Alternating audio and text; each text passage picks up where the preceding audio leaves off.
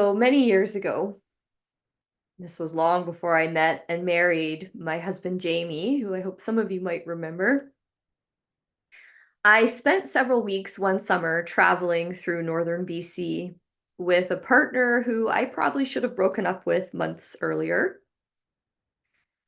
We were nearing the end of our trip and spending a couple days in a tiny little town called Stewart Hyder. So Stewart is in Canada and Hyder is in the US, in Alaska. It's a meeting point of our two countries, a little side trip off the Highway 37A, which is also known as Glacier Highway because of the many spectacular glaciers that you can see from the road. So we were walking back to the inn that we were staying at, and we were having a disagreement about one of the many things we disagreed about at the time.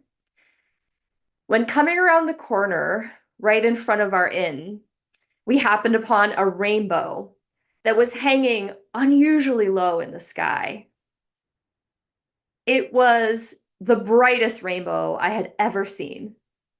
And it was so close that I truly felt like I could actually just reach out and touch it. And just immediately I started to cry. Just these spontaneous tears of joy and delight for this unexpected gift of the meeting of the sun and the rain. I imagine some of you saw many rainbows at the Pride Parade last weekend. I think rainbows are symbols of diversity and inclusion because they speak to us of unexpected gifts, of how magical it can be when we bring people together across the spectrum of gender identity or sexual orientation, and we find there, both in our commonality and our differences, so many delightful surprises. So in the Time for All Ages today, reading Layla's Happiness, and thank you again, Nancy, for your beautiful reading of it, we talked about happiness, Layla's happiness. But we also know that delight, our topic for today, isn't quite happiness, and happiness isn't exactly delight. They're not really quite the same thing. Delight is not exactly happiness because delight can happen even in the midst of great sadness, even in the midst of anguish. It can happen when we give ourselves over to some quality of a sensory experience that just surges into us. So it might be something we see, like that rainbow I saw in the sky on the US border. Or for those for whom sight is not available, it could be something that we hear, like the delight of hearing a melody again that we'd half forgotten, especially one that reminds us of someone we love. The delight of a great beat, the delight of birdsong. A food that you didn't expect to enjoy as much as you did is a really particular kind of delight. That surprise of, oh, this is good.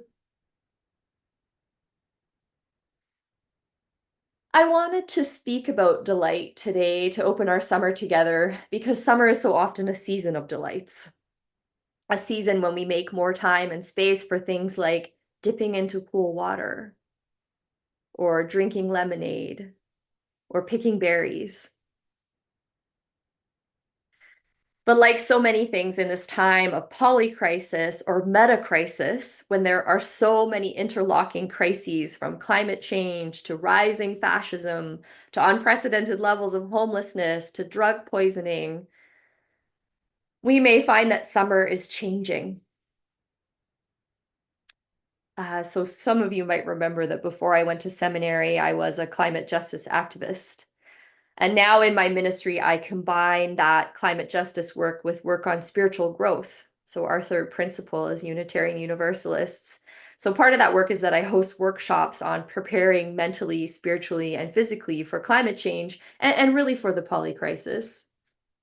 So in these workshops, we make a lot of space for grief and for lamentation. And one theme I often hear from participants is this particular grief that arises for them now in summer.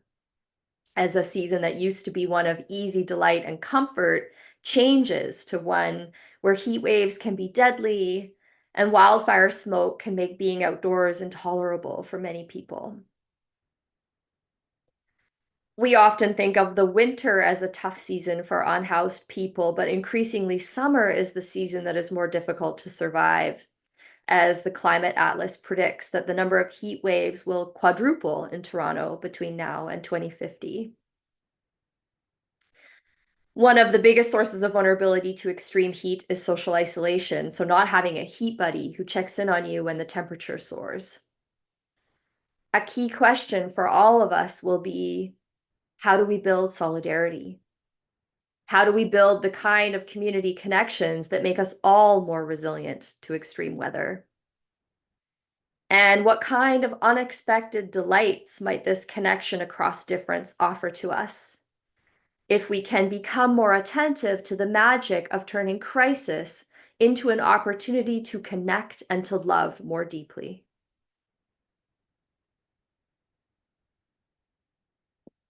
Delight so often has an element of surprise, a quality of redirection.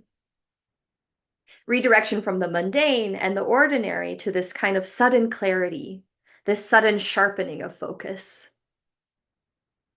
The sweet taste in the mouth, the coldness on the skin, the melody in our ears. They can help crystallize a quality of presence that is often elusive.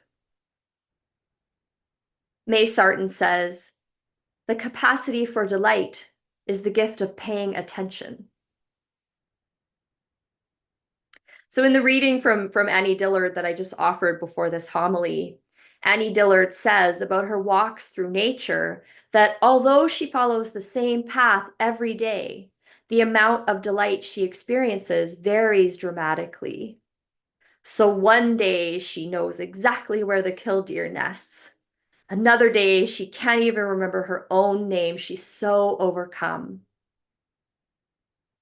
And as she says, "I cannot cause light. The most I can do is try to put myself in the path of its beam. The secret is to sail on solar wind.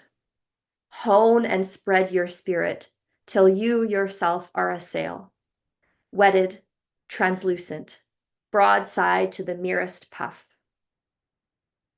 And that's what she has learned after many summers of walking in her sacred place, Tinker Creek, how to just be open to delight, to simply just let it take over when it appears.